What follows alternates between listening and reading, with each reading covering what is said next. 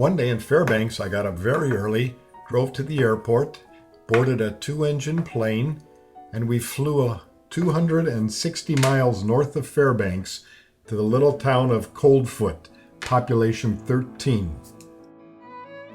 It was a rainy morning, but by the time we got to Coldfoot, the weather had cleared and we had bright skies.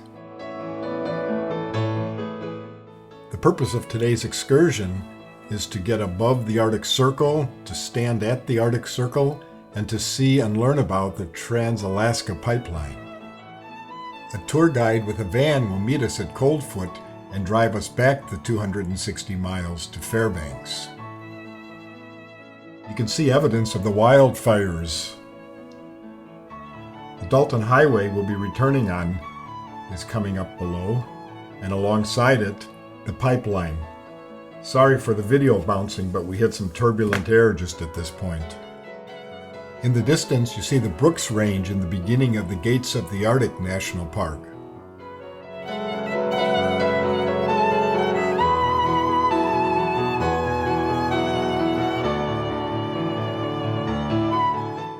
Now we're beginning our descent for landing at Coldfoot, Alaska on their 4,000-foot runway.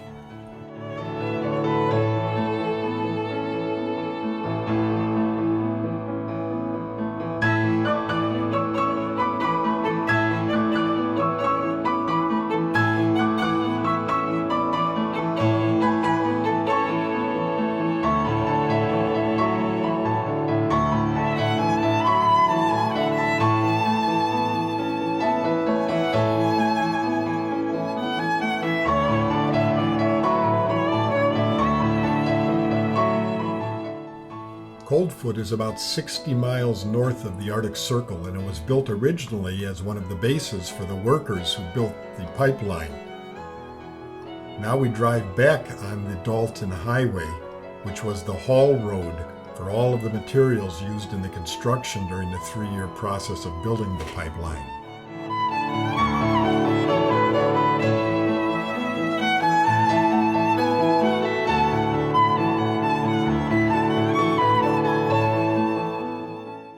The Trans-Alaska, or Alyeska pipeline, runs just over 800 miles from Prudhoe Bay to Valdez, and it began carrying oil in 1977 after 3 years of construction.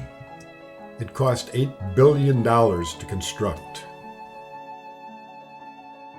A little over half of the pipeline is above ground because it is built on permafrost. This is the northern half of the pipeline. The temperatures it has to endure can range from 70 degrees below zero to over 90 degrees above zero. The vertical supports are actually acting like radiators.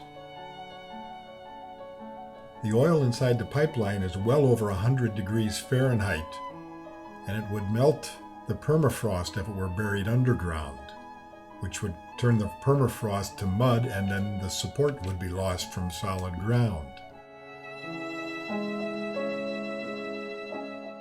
The oil inside the pipe travels at 3.7 miles per hour, and it takes 12 days for a drop of oil to get from one end to the other. Along the route, it crosses 34 major rivers, over 800 minor rivers and streams, and it crosses 3 mountain ranges. The fins at the top of the vertical poles are like radiators, letting the heat leave the refrigerant inside the poles and dissipate into the air. The pipe is 48 inches in diameter.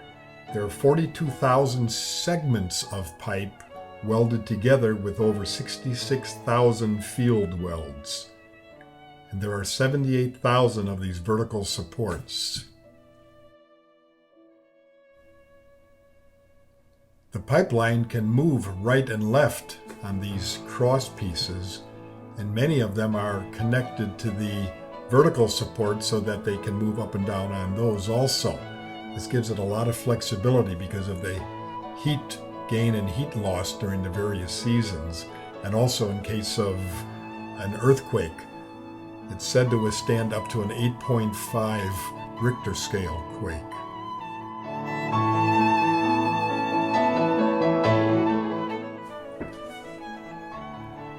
A good part of northern Alaska was on fire while we were there. That's what you see happening here to the tundra. And they were not fighting the fires except where it was around some sort of inhabited area. They were just waiting for the winter snows to come and put all the fires out.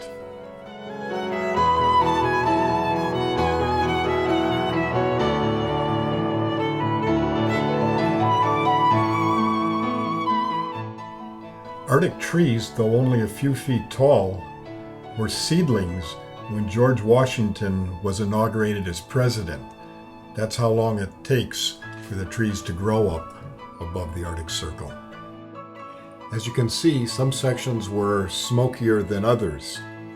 And even where it appeared there was no more fire, when we pushed over one of the trees, flames and smoke popped up.